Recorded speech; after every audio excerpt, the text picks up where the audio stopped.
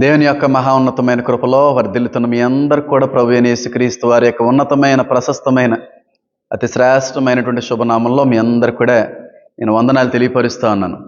అటు క్రైస్తవులకి, అటు దేవుని ఎరగినటువంటి హైందవ సహోదరులకి, ఇతర మతానికి సంబంధించినటువంటి ప్రతి సహోదరుడికి కూడా నా హృదయపూర్వకమైనటువంటి శుభాలు, నమస్కారాలు తెలియపరుస్తూ ఉన్నా. అయితే ఈ రోజున ఒక ప్రత్యేకమైన విషయం మీద నేను పరిశీలన చేయాలని, మీ అందరూ కూడా ప్రత్యేకమైన సందేశాన్ని అందించాలని నేను ఎంతగా అయితే ఆశపడతా ఉన్నాను. అయితే చాలామంది అనుకోవచ్చు, సేవకుడిగా ఉండి నీకు అనవసరమైనటువంటి విషయాల్లోకి మీరు వెళ్తున్నట్టున్నారు కదా. ఒక దేవుని యాజకుడు ఉండి, దేవుని మనిషి అయి ఉండి, వాక్యాన్ని మాత్రమే బోధించవలసినటువంటి అవసరత కలిగి ఉన్నటువంటి మీరు ఇలా రాజకీయవేత్తల గురించి, రాజకీయ పార్టీల గురించి, ఇతర బైబిల్కి సంబంధించినటువంటి అనేక విషయాల గురించి మాట్లాడడం అనేది ఎంతవరకు సరైనదండి అనేటువంటి ఆలోచనలో కూడా చాలామంది ఉండొచ్చు. అయితే నేను దేని గురించి మాట్లాడినా, ఎవరి గురించి మాట్లాడినా సరే వాళ్ళ గురించి మాత్రమే ఎప్పుడు కూడా మాట్లాడడానికి, దాని గురించి మాత్రమే ఎప్పుడు కూడా మాట్లాడడానికి నేను ఎప్పుడూ కూడా ప్రయత్నించను. కేవలం దేవుని యొక్క మహిమ తెచ్చిపెట్టడానికి, రెండవది అనేక మందిని ఆత్మలో బలపరచబడడానికి నేను ప్రయత్నిస్తూ ఉంటాను. అలా జరిగినటువంటి విషయం ఒక వ్యక్తిని గురించైనా, ఒక సందర్భాన్ని గురించైనా మాట్లాడుతున్నప్పుడు ఎప్పుడూ కూడా లేఖనాలతో పోల్చి మాట్లాడడానికి ప్రయత్నిస్తూ ఉంటాను. ఎందుకంటే ఇక్కడ ఇలా లోకంలో ఎలా జరిగిందంటే బైబిల్లో కూడా ఒకనొక సమయంలో అలా జరిగిందని చెప్పి వాక్యానుసారమైన రీతిలో దాని గురించినటువంటి ఆ విషయాన్ని జతపరుస్తూ నేను మాట్లాడడానికి ఎప్పుడు కూడా ఇష్టపడతా ఉంటాను. అలాగని చెప్పి నేను రాజకీయవేత్తను కాదు, అలాగని చెప్పి నేను ఏ రాజకీయ పార్టీకో మద్దతుదారుని అంతకంటే కాదు. లేకపోతే చాలామందిలో కొంతమంది అన్నట్టుగా మీరు రాజకీయ పార్టీకి సంబంధించిన తొత్తు, లేకపోతే వాళ్ళని మీరు వెనకేసుకొస్తున్నారని చెప్పి ఇద్దరు ముగ్గురు అనడం కూడా జరిగింది. నేను ఏ రాజకీయ పార్టీని కూడా ఫేవర్ చేయనండి. అది నేను చెప్పేటువంటి విషయం నిజమో కాదో నాకు, నా దేవునికి, నా సంఘానికి, నా కుటుంబానికి బాగా తెలుసు. ఎందుకనంటే ప్రస్తుతం సేవకులు ఎలా ఉన్నారంటే వాక్య మధ్యలో ఏ రాజకీయ నాయకుడన్నా వచ్చారనుకోండి, వెంటనే వాక్యాన్ని ఆపేస్తూ ఉన్నారు. రండి మీరు మైక్ ఇచ్చేసి వాళ్ళని చెప్పమనేట్టుగా, వాళ్ళు చెప్పాలనేది చెప్పడానికి వాళ్ళకి అవకాశం ఇచ్చినట్టుగా చాలామంది క్రైస్తవ సేవకుల యొక్క బోధలు, సంస్థలు కూడా కనబడుతున్నాయి. కానీ ఏ రాజకీయ పార్టీకి సంబంధించిన వ్యక్తినైనా అడగండి, శుక్రవారం అయినా, ఆదివారం అయినా, లేకపోతే ఏ ఆరాధన జరుగుతున్నప్పుడు అయినా సరే, అది ఏ రాజకీయ పార్టీ అయినా సరే వచ్చి తలుపు కొట్టడానికి కూడా సాహసించరు. ఎందుకంటే వాళ్ళకి తెలుసు ఆరాధన మధ్యలో ఎవ్వరూ కూడా ఆరాధన భంగపరచడానికి ఇష్టపడేటువంటి సేవకుడు కాదు. ఎందుకు వచ్చినదని చెప్పి ఎవరూ కూడా ఇబ్బంది పెట్టడానికి ఇష్టపడరు, నన్ను గౌరవిస్తారు. కాబట్టి ఏ రాజకీయ పార్టీ వ్యక్తి కానీ, లేదంటే రాజకీయ పార్టీకి కానీ సపోర్టివ్గా మాట్లాడే వ్యక్తినైతే నేను ఎంత మాత్రం కూడా కాదు. అయితే ఈరోజు నేను చెప్పదలిచినటువంటి విషయం ఏంటంటే అండి, జగన్ గారి యొక్క ఓటమికి గల నిజమైన కారణం ఏంటి, జగన్ గారి యొక్క ప్రభుత్వం కూలిపోవడానికి నిజమైనటువంటి కారణం ఏంటి అనేటువంటి విషయాన్ని మీ అందరికీ కూడా తెలియపరుస్తాను. దేవుని మూలంగా తెలుసుకున్నటువంటి విషయాలు ఉన్నాయి, అలాగే దేవునిలో ఎదిగినటువంటి అనేక మంది క్రైస్తవులు చెప్పినటువంటి విషయాలు కూడా ఉన్నాయి. ఆ కారణాలు మాత్రమే జగన్ గారి యొక్క ఓటమికి కారణమా, ఆ కారణాలు మాత్రమే జగన్ గారి యొక్క ప్రభుత్వం కూలిపోవడానికి నిజమైన కారణమా అనేది మీరు తేల్చుకోండి. చెప్పడం నా వంతు, అది నిజమా కాదా అనేది మీరు తేల్చుకోవాల్సిన అవసరత ఉన్నది. అయితే చాలామంది అంటూ ఉన్నారు, ఎలక్షన్ అయిపోయిన తర్వాత ఆ పార్టీ అభిమానులు కావచ్చు, లేకపోతే ఆ రాజకీయ నాయకుడైనటువంటి జగన్ గారి యొక్క అభిమానులు కావచ్చు, ఆయన యొక్క మేలు, ఆయన యొక్క విజయాన్ని కోరేటువంటి వ్యక్తులు కావచ్చు, అది ఓడిపోయిన తర్వాత వైఎస్ఆర్సీపీ పార్టీ ఓడిపోయిన తర్వాత ఈ విధంగా ఓడిపోయిందండి, ఈ కారణాన్ని బట్టి ఓడిపోయిందండి, ఈవీఎంలో ట్యాంపరింగ్ జరిగినాయండి, లేకపోతే ఓట్లు గల్లంత చేశారండి, ఏదో మోసం జరిగిందండి అన్నట్టుగా ఒక్కొక్కరు ఒక్కో రకమైన రీతిలో తెలియజేస్తున్నారు. వాస్తవానికి జరిగింది ఏంటనేది దేవుడికి మాత్రమే తెలుసు. అది నాకు తెలియదు, మీకు తెలియదు, జగన్ గారికి కూడా నాకు తెలియదు, బహుశా తెలియకపోవచ్చు. ఒకవేళ నిజంగా జగన్ గారు అన్నటువంటి మాటలు నిజమైతే, నిజంగానే ఆయన ఒక చేతిలో కానీ మోసగించబడితే, నిజంగా నమ్మించే జగన్ గారిని కానీ ఎవరన్నా అన్యాయం చేస్తే, ఒక మాట అయితే నిజం చెప్తున్నాను, దేవుని యొక్క బిడ్డ కన్నీటిని వదిలిపెట్టే దేవుడు కాదు. నిజంగా అంతరంగంలో నుంచి జగన్ గారి కానీ ఏడ్చినట్టయితే, నిజంగానే అంతరంగం నుంచి హృదయానుసారమైన కన్నీరుని కానీ జగన్ గారు కొంతమందిని బట్టి మోసగించబడ్డాను అనేటువంటి కారణాన్ని బట్టి దేవుని సన్నిధిలో కన్నీరు పెట్టినట్టయితే ఆ కన్నీరు మాత్రం ఎట్టి పరిస్థితుల్లో కూడా వృధా కాదు. ఖచ్చితంగా ఆ వ్యక్తి బాధపడడానికి కారణమైనటువంటి ప్రతి వ్యక్తి కూడా తీర్పు చెప్పుకోవలసిన అవసరం దేవుని ఎదుట ఉందని నేనైతే చెప్తా ఉన్నాను. అయితే ఎందుకు అసలు ఈ ప్రభుత్వం పడిపోయింది? అసలు జగన్ గారి యొక్క ఓటమికి నిజమైనటువంటి కారణం ఏమీ ఉంది అని ఆలోచన చేస్తే, ఈ మాట అంటున్నందుకు దయచేసి క్రైస్తవ సహోదరులు ఎవరో కూడా బాధపడకండి. ఎందుకంటే క్రైస్తవ సహోదరులు ఇచ్చిన సమాచారమే నేను చెప్తున్నాను. నా సంఘానికి సంబంధించిన వ్యక్తులను కూడా అనడానికి వీల్లేదు, బయట నుంచి వచ్చిన సమాచారం అది. జగన్ గారు ఓడిపోవడానికి గల కారణాల్లో మొట్టమొదటి కారణం క్రైస్తవుల వల్ల ఆయన ఓడిపోయారు. క్రైస్తవుల వల్లే ఆయన ఓడిపోయారు. ఎందుకో చెప్పమంటారా? జగన్ గారు, నేను ఆయనకి చెప్పే అంత గొప్ప వ్యక్తిని అయితే కాదు, నాకు అంత గొప్ప అనుభవాలు కూడా లేవు. కానీ నాకు కొంతమంది పెద్దలు చెప్పిన సమాచారం, నాకున్నటువంటి వ్యక్తిగత అనుభవాలు, అలాగే వాక్యంలో జరిగినటువంటి సందర్భాలను పోల్చి నేను చెప్పడమే తప్ప, జగన్ గారు మీకు నేను చెప్పే అంత గొప్పవాడిని అయితే కాదు. నా మాటల్లో దోషం ఉన్నా, నా మాటల్లో తప్పున్నా దయచేసి క్షమించవలసిందిగా నేను జగన్ గారిని కూడా కోరుకుంటున్నాను. అయితే క్రైస్తవుల వల్లే జగన్ గారు ఓడిపోయారంటానండి. ఎందుకు ఈ మాట చెప్పవలసి వస్తుందో చెప్పమంటారా? ఏ రాజకీయ పార్టీ నాయకుడైనా సరే అన్ని మతాలకి, అన్ని కులాలకి సంబంధించినటువంటి ప్రేమ ఆప్యాయతలు పొందుకుంటారు. కానీ ఇక్కడ జగన్ గారు క్రైస్తవులు, ముస్లింల యొక్క ప్రేమను మాత్రమే సంపాదించుకున్నారు. అలాగని చెప్పి హైందువుల యొక్క, ఇతర మతాల యొక్క ప్రేమను సంపాదించుకోలేదు అని అనట్లేదు. కానీ ప్రజల్లో ఒక రకమైన అభిప్రాయం వచ్చేసింది. ఏమనంటే, ఈయన ఒక క్రైస్తవ నాయకుడు గనుక ఖచ్చితంగా హైందువుల్ని లేదంటే హైందవ్యాన్ని కొంచెం చిన్నచూపు చూసేటువంటి వ్యక్తిగా ఉన్నాడు అన్నట్టుగా కొంతమందికి వచ్చినటువంటి అభిప్రాయాన్ని బట్టి కూడా ఈ ఓటమికి కారణమై ఉండొచ్చని కొంతమంది చెప్పడం జరిగింది. అయితే క్రైస్తవులు బట్టి ఎందుకు ఓడిపోయారు అనే మాట నేను చెప్తున్నానంటే అండి, మొట్టమొదటిగా క్రైస్తవులే నాకు చెప్పిన విషయం ఏంటంటే, చాలామంది క్రైస్తవులు జగన్ గారికి ఓటేసేస్తారని చెప్పి చాలామంది పార్టీలు అనుకుంటాయి. కానీ నాకు తెలిసిన విషయం, చాలామంది క్రైస్తవులే జగన్ గారికి ఓటేయలేదు. అందుకే ఆయన ప్రెస్ మీట్లో చెప్తా ఉన్నారు, నేను ఎంత చేసినా సరే నేను చేసింది గుర్తు లేకుండా ఎలా మోసం చేయాలనిపించిందో అని చెప్పి ప్రజలను ఉద్దేశించి కూడా మాట్లాడారు. అంటే ఎవరైతే ఓట్లు వేస్తారని చెప్పి అనుకున్నారో, ఎక్కడైతే ఓటు బ్యాంక్ ఉందని చెప్పి ఆయన అనుకున్నారో, ఆ ఓటు బ్యాంక్ నుంచి సంపూర్ణమైన ఓటు అయితే పడలేదండి. ఎందుకు నేను చెప్పమంటున్నారా? రీసెంట్గా నేను పెట్టినటువంటి వీడియోలో 95% పాజిటివ్గా రియాక్ట్ అయ్యారు. చాలామంది క్రైస్తవులు వాళ్ళందరూ కూడా జగన్ గారికి ఆపోజిట్గా మాట్లాడారు. ఒక క్రైస్తవుడై ఉండి ఆ పని చేయడం కరెక్టేనా? ఒక క్రైస్తవుడై ఉండి ఇలాంటి పద్ధతులు తీసుకొని రావడం కరెక్టేనా? ఒక క్రైస్తవుడై ఉండి దేవుని ఎరిగినటువంటి వ్యక్తి అయి ఉండి ఒక వ్యక్తిని చంపేడు అనేటువంటి నేరం ఆయన మీద ఉంది కదా. ఒక క్రైస్తవుడై ఉండి విగ్రహాలకి రాజకీయ కారణాలు బట్టి దండాలు పెట్టొచ్చా, అలాంటి గుడులకు వెళ్ళొచ్చా అని చెప్పి 95% క్రైస్తవులు జగన్ గారికి వ్యతిరేకంగా మాట్లాడారు. అప్పుడు నాకు అర్థమైంది, క్రైస్తవుల ఓట్లన్నీ కూడా జగన్ గారికి పడలేదు. క్రైస్తవుల ఓట్లన్నీ కూడా జగన్ గారికి పడలేదు. ఒక నారా చంద్రబాబు నాయుడు గారిని చూసుకున్నా, లేకపోతే రాజశేఖర రెడ్డి గారిని చూసుకున్నా, మీరు ఎవరిని చూసుకున్నా సరే వీళ్ళందరూ కూడా ఆయన నెగ్గడానికి కారణం హైందువులు మాత్రమే కాదు కదండి. అన్ని మతాల వాళ్ళు కూడా ఓట్లు వేస్తేనే ఏ రాజకీయవేత్త అయినా సరే ప్రభుత్వం నిలబెట్టుకోగలుగుతాడు. కాబట్టి ఒక నారా చంద్రబాబు నాయుడు గారు ఒకప్పుడు పరిపాలన చేశారు, కేసీఆర్ గారు పరిపాలన చేశారు, అలాగే వైఎస్ రాజశేఖర రెడ్డి గారు పరిపాలన చేశారు, రాసయ్య గారు పరిపాలన చేశారు. వీళ్ళందరూ పరిపాలించడానికి క్రైస్తవుల యొక్క మద్దతు లేకుండానే జరిగిందంటారా? అయితే ఇక్కడికి వచ్చేటప్పటికి అది జరగలేదండి. క్రైస్తవుల యొక్క సహకారము, క్రైస్తవుల యొక్క మద్దతే ఉంటుంది అని అనుకున్నటువంటివన్నీ కూడా తారుమారైపోయినాయి.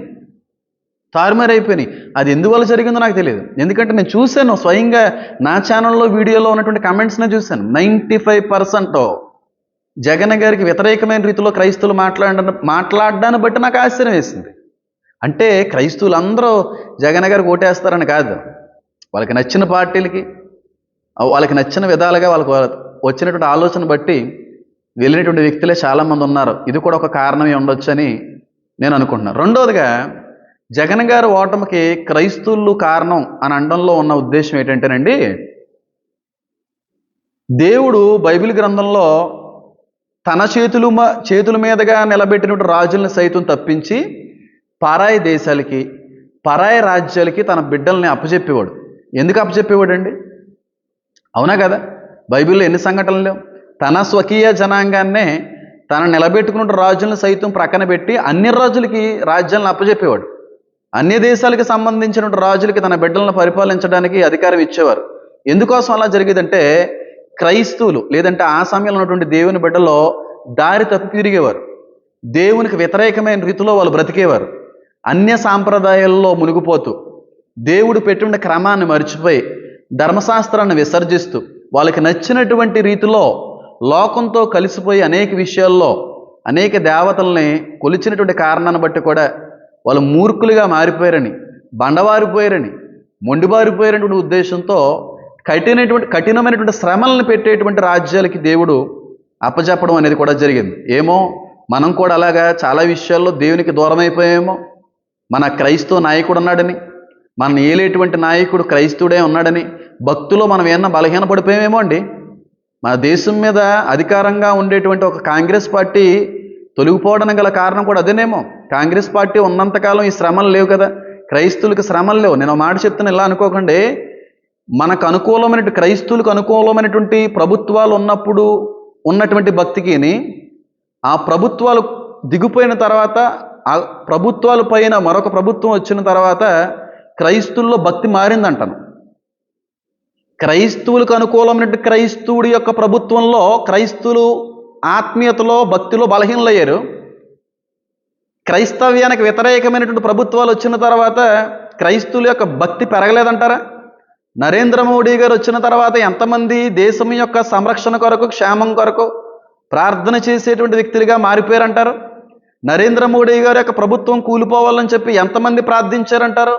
మరి కాంగ్రెస్ పార్టీ ఉన్నప్పుడు కూడా ఇదే భక్తి, దేశం పట్ల ఇదే ప్రేమ, ఇదే రీతిలో ప్రార్థన చేసేటువంటి అనుభవాలు ఆ రోజుల్లో లేకపోయినాయేమో. దేవుని మరిచిపోయామో.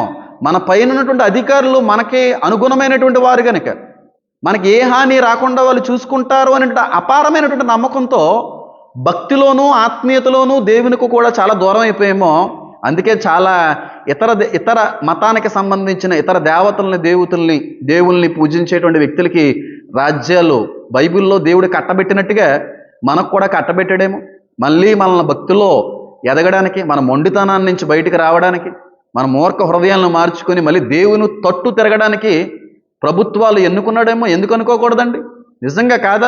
నరేంద్ర మోడీ గారు వచ్చిన తర్వాత ఎంతమంది క్రైస్తవులు మారారండి, ఎంత అద్భుతమైన భక్తి చేస్తున్నారండి.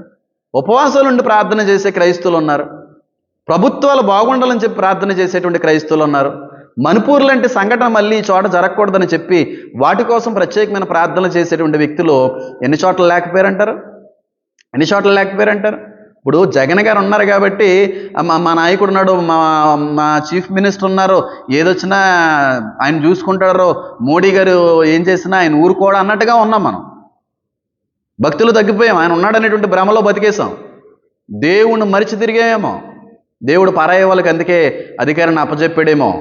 ఇదొక కారణం కూడా అయి ఉండొచ్చని నా యొక్క అభిప్రాయం. ఎందుకంటే బైబిల్లో జరిగిన సందర్భాలను పోల్చి చూస్తే వాస్తవానికి ప్రస్తుతం జరుగుతున్నవన్నీ కూడా అనుకూలమైనటువంటి రీతిలోనే కనబడుతున్నాయి.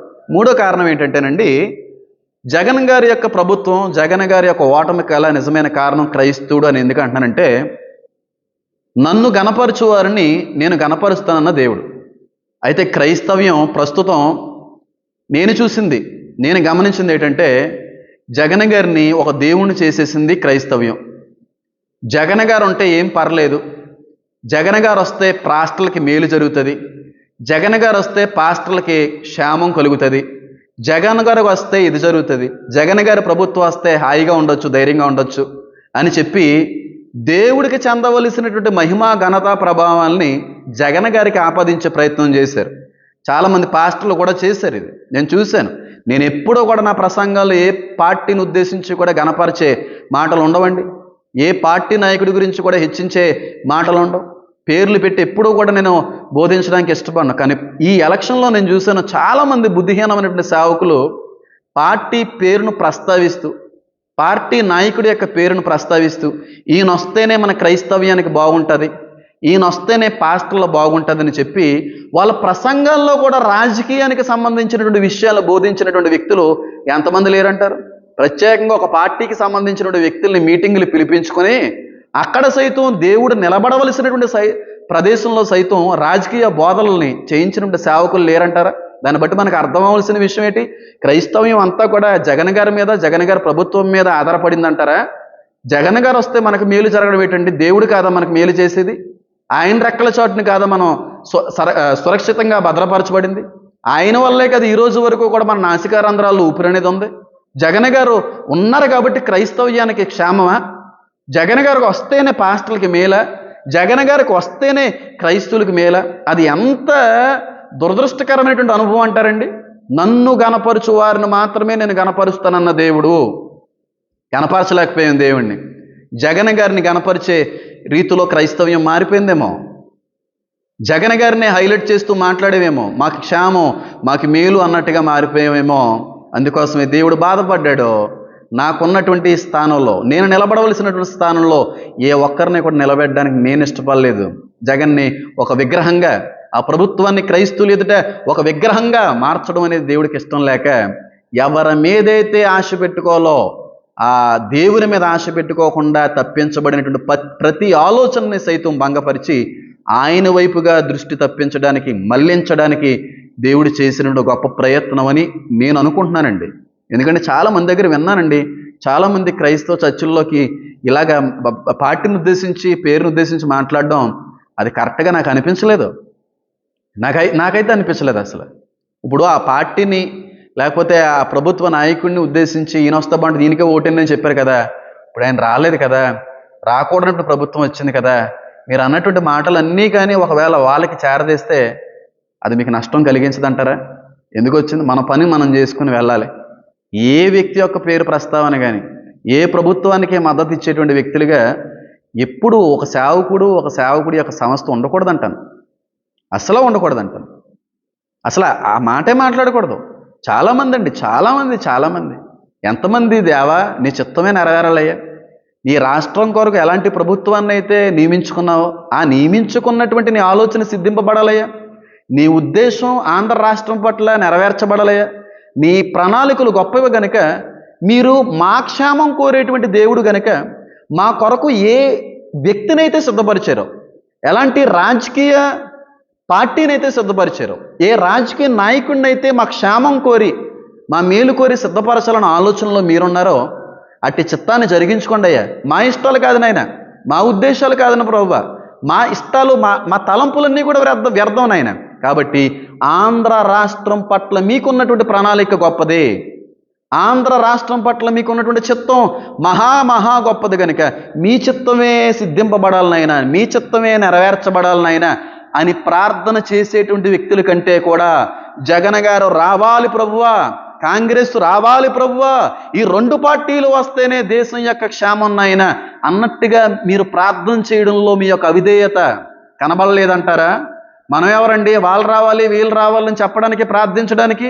నీ చిత్తం సిద్ధింపబడాల మహాప్రభు అని చెప్పి అడగవలసింది పోయి, వీళ్ళ వల్ల క్షేమం వస్తుంది, వీళ్ళ వల్ల మేలు జరుగుతుంది అని అనుకోవడానికి మనం ఏ పాటల్లో?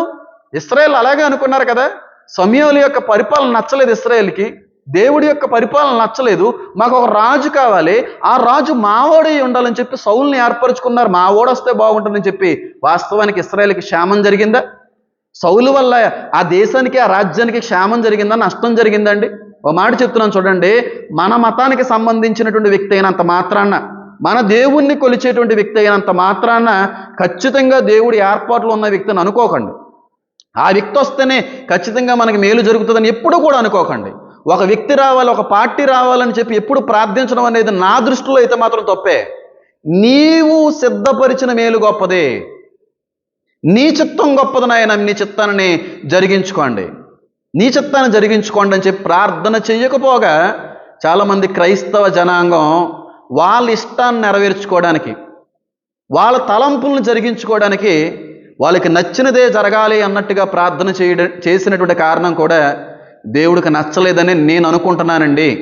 నేను అనుకుంటున్నాను ఖచ్చితంగా ఆ దేవుడి దృష్టిలో తప్పే జరిగింది. దేవుడి యొక్క పరిపాలన గౌరవించి దేవుడి యొక్క పరిపాలన మంచిదనేటువంటి అనుభవాల్లో ఉన్న వ్యక్తులైతే సౌలుని ఏర్పరచుకోవడానికి ఇశ్రాయేలు ఇష్టపడరు. మనం కూడా మన ఇష్టాన్ని జరిగించుకోవడానికి ప్రార్థించాం. దేవుడు తలంపులై కాదు. నా చిత్తం గొప్పది కదా, నా ఏర్పాటు గొప్పది కదా, నా మీద ఆధారపడవలసినటువంటి నా బిడ్డలో ఈరోజు రాజకీయ పార్టీల మీద, రాజకీయ నాయకుల మీద ఆధారపడుతున్నారే, చూసావా, నా మీద ఉన్నటువంటి దృష్టి అంతా కూడా తప్పిపోతుందని చెప్పి కేవలం క్రైస్తుల వల్లే ఆ నాయకుడు ఓడిపోయాడు. ఓటమి. ఆయన ఓడిపోవడానికి గల కారణం చాలామంది క్రైస్తవులు ఉన్నారు. మీరు నమ్మితే మంచిది, నమ్మకపోతే నన్ను తిట్టుకున్నా సరే పర్వాలేదు, నేను ఏదన్నా సరే ముక్కుసూటిగానే నిజమే మాట్లాడతానండి. అందుకే నేను ఎవరికి కూడా నచ్చను. ఇదొక కారణం. 4వ కారణం ఏంటనంటే, క్రైస్తవ నాయకుడు క్రీస్తు ప్రేమను చాటేటువంటి రీతిలో ఉండాలి. క్రైస్తవ పార్టీ, క్రైస్తవ రాజ్యము ఇతర రాజ్యాలకి దేవుని యొక్క ప్రేమ ఎలా ఉంటుంది అనేటువంటిది చూపించగలిగేటువంటి పార్టీగా ఉండాలి. అందుకే ప్రకటన గ్రంథంలో కూడా 1000 ఏండ్ల పరిపాలన, దేవుడి యొక్క పాలన, దేవుని యొక్క రాజ్యము, దేవుడి యొక్క ప్రేమ ఏ విధంగా ఉంటుందని చెప్పి లోకానికి చూపించేటువంటి ప్రయత్నమే 1000 ఏండ్ల పరిపాలన. కానీ ఒక క్రైస్తవ నాయకుడై ఉండి, ఒక క్రైస్తవ ధర్మశాస్త్రాన్ని అంగీకరించి నడిచేటువంటి వ్యక్తి అయి ఉండి లోకానికి క్రీస్తు ప్రేమని, క్షమాపణని, శత్రువును ప్రేమించగలిగేటువంటి అనుభవాన్ని చూపించవలసినటువంటి ఆ పాత్ర ఉండి ఆ విషయంలో ఓడిపోయామేమో అని నాకు అనిపించిందండి. ఎందుకంటే వాక్యం సెలవిస్తూ ఉంది, నీ శత్రువుని సైతం క్షమించగలిగే ప్రేమ నీకు ఉండాలి. ఒకవేళ నీ శత్రువునికి హాని చేసినప్పటికీ కూడా ఆ వ్యక్తి యొక్క క్షేమం కొరకు నువ్వు ప్రార్థించాలి, నేను దూషించే వారి కొరకు ప్రార్థించాలి అనేటువంటి అనుభవం కోల్పోయిందేమో ఈ పాలన నాకు అనిపించింది. ఎందుకనంటే ఎవరు చూసినా, ఎవరు మాట్లాడినా సరే ఇది ఎవరో బయట అన్యులు మాట్లాడలేదండి, క్రైస్తువులు మాట్లాడిన మాట. ఖచ్చితంగా ఈ వీడియో జగన్ గారి వరకు కూడా వెళ్ళాలి. నేను మాట్లాడిన మాట సరైనదని ఆయన నమ్మితే సంతోషం, ఒకవేళ తప్పుగా భావిస్తే నన్ను క్షమించమని కోరుతున్నాను. ఎందుకంటే చాలామంది క్రైస్తవులు అన్నారు, 3 తరాల నుంచి జగన్ గారి యొక్క కుటుంబం క్రైస్తవ కుటుంబం అని అంటే చాలామంది ఆ మాటని ఖండిస్తూ కొట్టివేస్తూ, క్రైస్తవుడని మీరు ఎలా అంటారండి? ఒక క్రైస్తవుడై ఉండి ఆయన మీద హత్య అభియోగాలు ఉన్నాయి కదండి, ఒక క్రైస్తవుడై ఉండి క్షమించవలసింది పోయి కక్ష సాధింపు చర్య ఒక పార్టీకి సంబంధించిన నాయకుడి మీద జరిగించలేదండి. ఇవన్నీ చూస్తున్నప్పుడు క్రైస్తవుడని మీరు అలా అనుకుంటారు. క్రైస్తవుడే ఉండి ఎన్ని గుళ్ళకి తిరగలేదండి, ఈయన ఎన్ని గోపురాలు తిరగలేదండి, ఎన్ని హోమాలు చేయలేదండి, లోకం కొరకు బ్రతికాడండి ఈయన. క్రైస్తుడిగా ఎప్పుడన్నా బ్రతికాడా అని చెప్పి కొంతమంది క్రైస్తవులు కమెంట్ చేశారు. ఏమో అది నాకు తెలియదు, అదైతే నాకు తెలియదు. కానీ నిజమైనటువంటి దేవుని పరిపాలన, నిజమైనటువంటి దేవుని ప్రేమని లోకానికి మనం చూపించలేకపోయిన కారణాన్ని బట్టి కూడా ఓటమిలో ఒక కారణం ఉండొచ్చని నాకు అనిపించిందండి. ఎందుకో చెప్పమంటారా? నిజమైనటువంటి దేవుని ప్రేమతో కూడినటువంటి పరిపాలన చేస్తానండి, అది ఏ మతానికి సంబంధించిన వ్యక్తులైనా, అది ఏ కులానికి సంబంధించినటువంటి వ్యక్తులైనా ఆదరిస్తారండి. ఇలాంటి పరిపాలన కావాలి, ఇలాంటి రాజ్యాధికారం చేయాలి, ఇలాంటి ప్రభుత్వమే కొనసాగాలి అనేటువంటిది కనబడుతుంది. కానీ ఇక్కడ చాలామంది వ్యతిరేకులైపోయారు.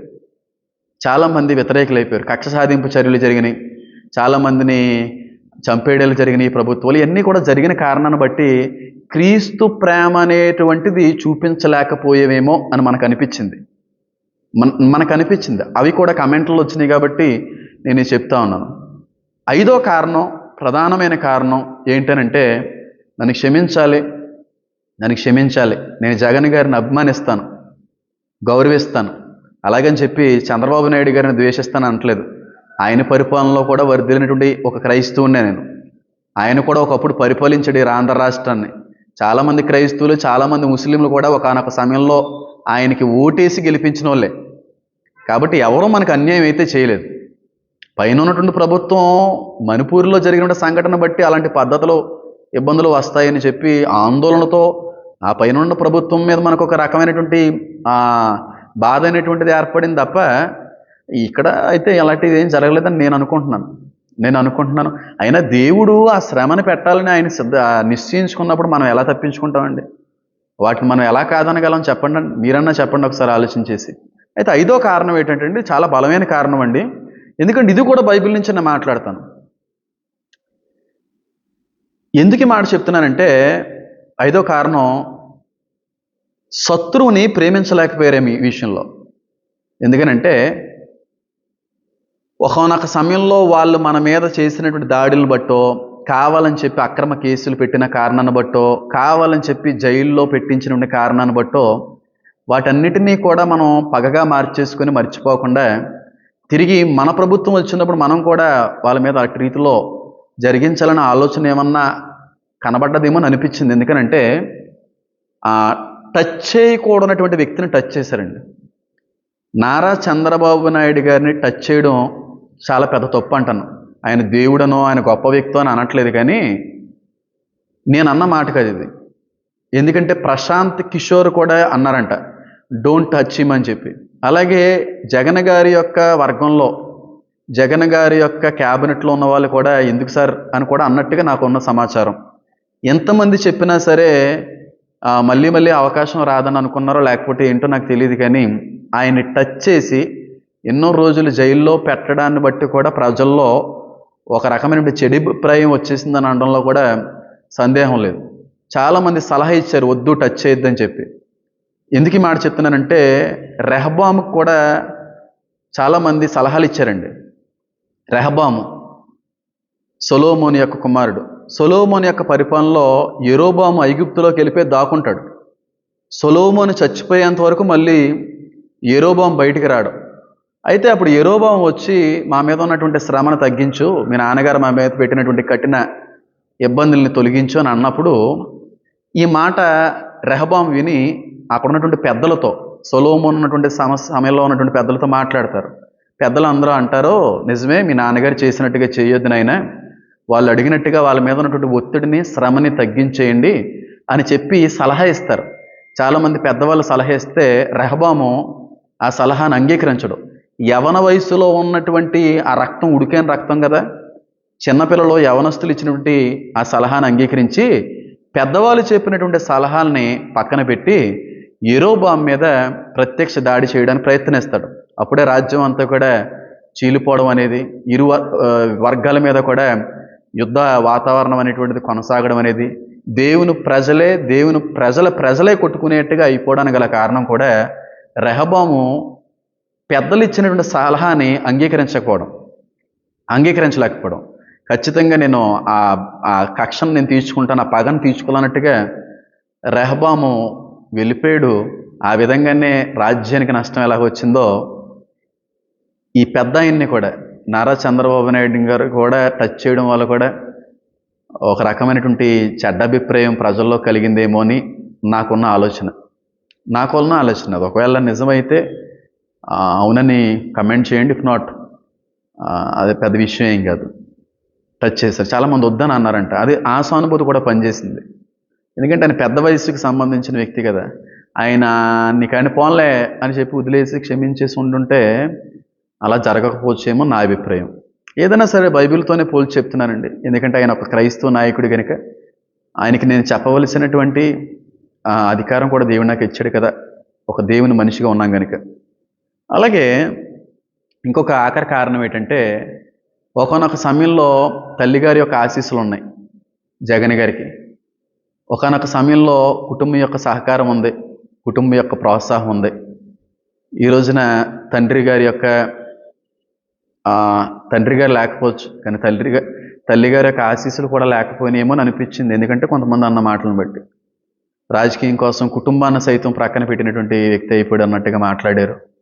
తల్లిగారు కూడా కన్నీళ్ళు పెట్టారు అన్నట్టుగా మాట్లాడడం జరిగింది. కనుక ఏమో తల్లిగారు యొక్క ఆశీస్సులు కోల్పోయాడేమో అని నాకు అనిపించింది. ఒకప్పుడు జగన్ గారి యొక్క చెల్లెలి గారు, ఆవిడ కూడా అన్నయ్య గారి కోసం చాలా గొప్ప పాదయాత్రలు చేశారు. అంత పెద్ద వయసు అయినటువంటి విజయమ్మ గారు కూడా కొడుకు యొక్క అధికారం రావాలని, పార్టీ రావాలని చెప్పి ఆవిడ కూడా నడి రోడ్డు మీదకి వచ్చి కన్నీళ్ళు విడిచారు, చాలా ప్రోత్సహించారు. కానీ ఈ సమయంలో కుటుంబం యొక్క ఆదరణ లేదు, కుటుంబం యొక్క సహవాసం లేదు, తల్లి యొక్క దీవెనలు కోల్పోయారేమో అని నాకు అనిపించిందండి. ఇది ఎంతవరకు నిజమో మీకే తెలాలి. అలాగే ఆఖరి 7వ కారణం ఏంటంటేనండి, ఈ పార్టీ యొక్క ఓటమికి జగన్ గారి ప్రభుత్వంలో ఉన్నటువంటి కొంతమంది యొక్క సహవాసం. అందుకే నీ సహవాసాన్ని జాగ్రత్తగా చూచుకొనమన్నాడు ఆయన. ఒక స్నేహితుని బట్టి చెప్పొచ్చు నువ్వు ఎలాంటి వాడు అని చెప్పి ఒక ఫిలాసఫర్ చెప్తారు. చాలామంది దూషకు మాట్లాడుతూ వాళ్ళ యొక్క భావజావాలన్నీ కూడా అదుపు తప్పి మాట్లాడడాన్ని బట్టి కూడా ఆ తప్పు అంతా కూడా జగన్ గారి మేరకే వెళ్ళిపోయింది.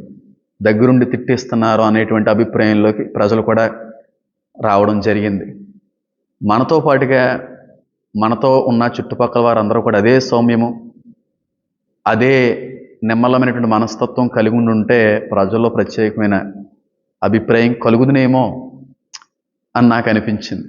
ఏదైనప్పటికీ కూడా ఆంధ్ర రాష్ట్రం మీద ప్రత్యేకమైన నూతనమైన ముఖ్య మంత్రి బాధ్యతలు చేపట్టినటువంటి చంద్రబాబు నాయుడు గారికి, పవన్ కళ్యాణ్ గారికి, వాళ్ళ సిబ్బంది అంతటికీ కూడా హృదయపూర్వకమైనటువంటి శుభాలు. ఏ పార్టీ అయినా సరే క్రైస్తవుల యొక్క క్షేమం కొరకు కూడా చెయ్యాలి. దయచేసి మీరు ఏ పార్టీ వాళ్ళైనా సరే అందరూ బాగుండాలని చేయండి, అంతేకాని మత వివక్ష చూపించకండి. ఎవరో ఒత్తిడి చేశారని, ఎవరో ఇబ్బంది పెడుతున్నారని చెప్పి ఒక మతాన్ని ఒక రకంగా, ఒక కులాన్ని ఒక రకంగా చూపించేటువంటి పాలన ఈసారి మాత్రం ఉండదనే నేను అనుకుంటున్నాను. ఎందుకంటే మారింది, ప్రతి ప్రభుత్వం కూడా మారింది, ప్రజలు కూడా మారుతూ ఉన్నారు. కనుక అటు రీతిలో ఉండరని నేను అనుకుంటున్నాను. అలాగే నాకున్నటువంటి ప్రేరేపణ ఏంటంటే జగన్ గారు వచ్చే ఎలక్షన్లో కాంగ్రెస్తో చేతులు కలిపితేనే మళ్ళీ నిలబడతారు. అలాగే వచ్చే ఎలక్షన్లో జనసేన పార్టీ కూడా మోడీ గారి యొక్క సహకారంతో పవన్ కళ్యాణ్ గారు ఒంటరిగా చీఫ్ మినిస్టర్ అయ్యే అవకాశం కూడా ఉంది. ఆయన ద్వారాగా బీజేపీ మన రాష్ట్రంలో కూడా వచ్చే అవకాశం ఉందని నాకు అనిపిస్తూ ఉంది. అలాగే ఆఖరిగా జగన్ గారి యొక్క క్షేమం కొరకు, జగన్ గారి యొక్క కుటుంబ క్షేమం కొరకు, జగన్ గారి యొక్క బృందం యొక్క క్షేమం కొరకు మనం అందరం కూడా అనుదినము కూడా ప్రార్థిద్దాం. ఓటమి అనేది జీర్ణించుకోలేనిదండి. ఎందుకంటే చాలాసార్లు ఓడిపోయాను, నేను చాలా విషయాలు ఓడిపోయాను. ఓటమి ఎలా ఉంటుందో బాగా చూసిన వ్యక్తిని, దాన్ని భరించలేం. ఇన్ని మాటలు మనం మాట్లాడుకుంటున్నాం, కానీ ఓడిపోయినటువంటి వ్యక్తి పడుతున్నటువంటి వేదన, పడుతున్నటువంటి బాధ ఎవరు కూడా వర్ణించలేం. కాబట్టి ఆ రాజకీయ నాయకుడికి, జగన్ గారికి ప్రత్యేకమైనటువంటి ఆదరణ, ప్రత్యేకమైన ఆ ధైర్యం కూడా దేవుడు అందించాలని నేను కోరుకుంటున్నాను. ఆఖరిగా ఒకే ఒక మాట చెప్పాలనుకుంటున్నాను. నేను ఏ రాజకీయ పార్టీకి సంబంధించినను కాదు. ఎవరి గురించి అయినా సరే ఇలాగే మాట్లాడతాను. తప్పు చేస్తే ఖచ్చితంగా ఇలాగే మాట్లాడతాను. వాక్యానుసారమైన రీతిలోనే మాట్లాడతాను. ఒకవేళ నా మాటల్లో దోషమన్నా, నా మాటలు ఎవరినైనా సరే బాధపరిచినా, గాయపరిచినా దయచేసి నన్ను క్షమించండి. చేతులు జోడించి చెప్తాను, క్షమించండి. అలాగే నిజంగానే జగన్ గారు మోసగించబడితే, అన్యాయం చేయబడితే, మోసం ద్వారాగానే ఆయన నిజంగా కన్నీరు కానీ పెడితే, ఆ కన్నీరు ఉత్తినే మాత్రం పోదు. ఆ కన్నీటికి కారణమైనప్పుడు ప్రతి ఒక్కరు కూడా దేవుని ఎదుట లెక్క చెప్పుకోవలసిన అవసరం ఉంది. ఆ కన్నీరు దేవుని యొక్క బిడ్డ కన్నీరు. ఆ కన్నీటిని దాచుకుంటానన్న దేవుడు. ఏ ప్రభుత్వాలు వచ్చినా మనకు వచ్చేది పోయేది ఏమీ లేదు. మంచి పరిపాలన అందించాలి. క్రీస్తు ప్రేమని, దేవుని ప్రేమని అందించేటువంటి పరిపాలకులుగా ఉండాలి. ఈరోజు ఉన్న వాళ్ళు రేపు అలాగే ఉంటారని అనుకోవడానికి వీల్లేదు. మనసులను కూడా మార్చగలిగేటువంటి దేవుడు కనుక ఖచ్చితంగా మారుస్తాడనేటువంటి ఆలోచన, నమ్మకం నాకు ఉంది.